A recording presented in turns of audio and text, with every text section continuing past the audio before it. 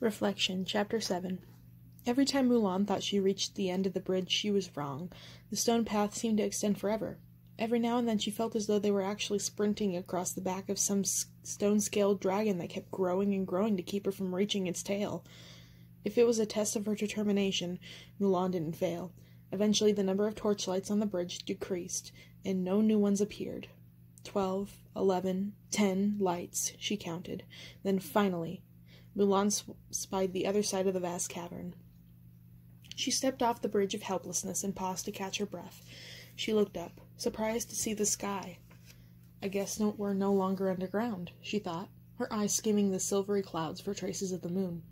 There was something peaceful and beautiful about the sky here. The stars appeared closer. They shone brighter than she'd ever seen.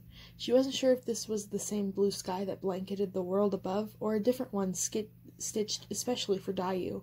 She suspected the latter. Shadows flickered ahead. Behind her, the demon guards huffed and puffed to catch up with her. She didn't wait for them, or for Shishi. She pushed forward, entering a passageway brightly lit with lanterns and guarded by armed demon sentries. The wall stretched as far as she could see, and the ground gradually sloped upward, creating a hill into which hundreds of stone steps had been carved. She didn't make out what was at the top of the hill, for she was at the tail end of the longest line she had ever seen. All ghosts. There had to be thousands, no, hundreds of thousands of them. What are they waiting for? Longwei, the first to catch up with her, cackled at her in confusion. To see King Yama. You didn't think you were the only one with an appointment, did you? He grinned. You'll be dead just in time to meet him. The demons all laughed at Mulan's foolishness. Mulan ignored their taunts and turned to Shishi. These are the recent dead, Shishi murmured. The ghost's expressions were long and grave or surprised, as if they'd only discovered they had died. A good number that had arrows in their chest or terrible wounds or of combat. Some looked as they had been poisoned, and many were very old. Wait here, Mulan said to Shishi, so they wouldn't lose their place in the queue. What are you doing? Shishi barked. She slipped deeper into the throng, making for a rocky outcrop where she might get a better view at the hill to see where King Yama was. The demon sentries were too busy keeping order in the line to acknowledge her. Ghosts were gossipy and prone to getting into fights with one another, Mulan noted. Maybe it was because they were bored. A few dozen places ahead of Shishi, she thought she recognized some of the Huns that perished in the avalanche. She didn't see Shan Yu, though. Ping? Someone shouted. Ping, is that you? Mulan scanned the crowd ahead, recognizing the voice of one of the soldiers she had been in her regiment only yesterday. She hadn't been close to him, as she was with Ling, Yao, and Jianpo, but Captain Li's intense training had created a bond among all his recruits. She jumped off the rock, her voice tight with emotion. Xiaobo? He looked the same as always, a thin black mustache slanting down the sides of his chin and a defined bulge protruding from the belly of his armor. He turned around so she could see the arrow in his back. Got shot by a Hun. I'm so sorry, Mulan whispered. Don't be, Xiaobo shrugged. It doesn't hurt anymore. Besides, I've got Li and Xing to keep me company. He stepped to the side so Mulan could reunite with the two more soldiers in her regiment. In spite of the smiles they wore when they saw her, they too had been felled by arrows. Her chest grew tight. We left the mountain pass so hastily we never grieved for our comrades who died in battle. Too many. She glanced at Lei, Xiaobo, and Xing. I barely got a chance to get to know them. You look like you just got here, Lei remarked. Don't worry, we'll catch you up on speed. All these Huns are popping up in line. Xing cocked his head back at Huns behind them. Hundreds of them, all shivering, like they got buried in the snow. He elbowed Mulan, a conspiratorial gleam in his eye. Does that mean what I think it does? She nodded slowly. They ambushed us, but we managed to defeat them. Xing's face lit up. Yes, I knew we'd win.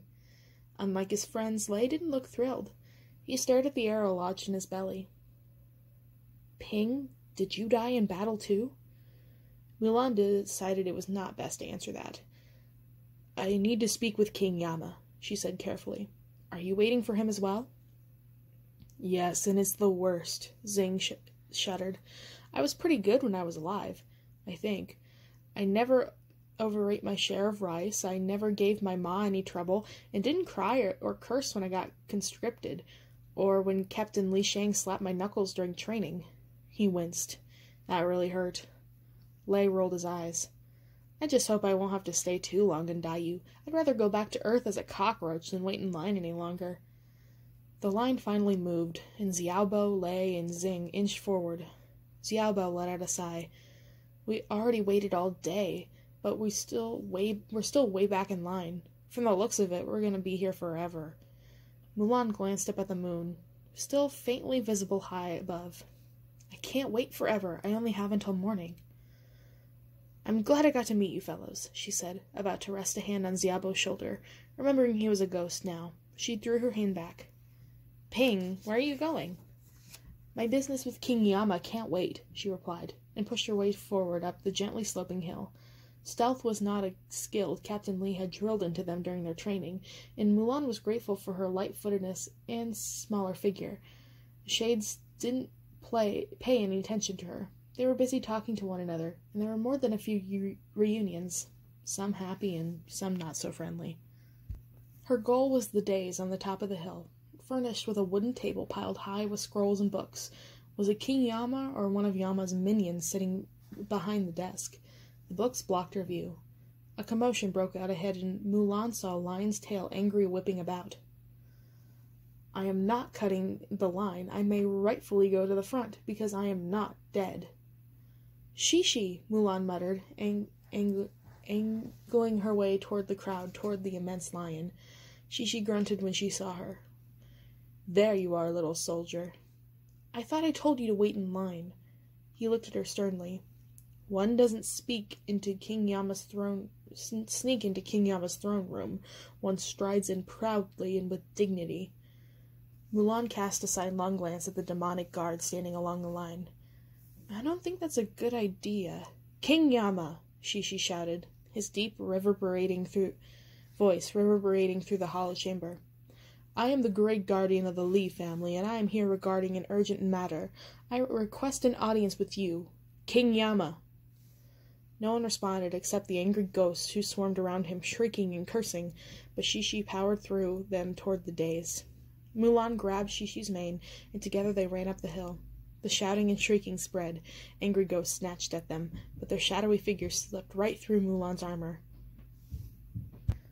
Guards! The ghost began to shout. They're cutting the line. The pandemonium grew until the entire chamber reverberated so loudly Mulan couldn't even understand what the ghosts in front of her face were shouting at her. Then, order! The cave walls boomed, tiny rocks tumbling down the ceiling onto the ghosts and demons below. Mulan's knees quaked. I will have order in my court.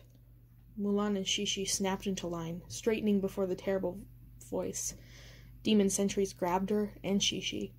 Bring the intruders to me. Now.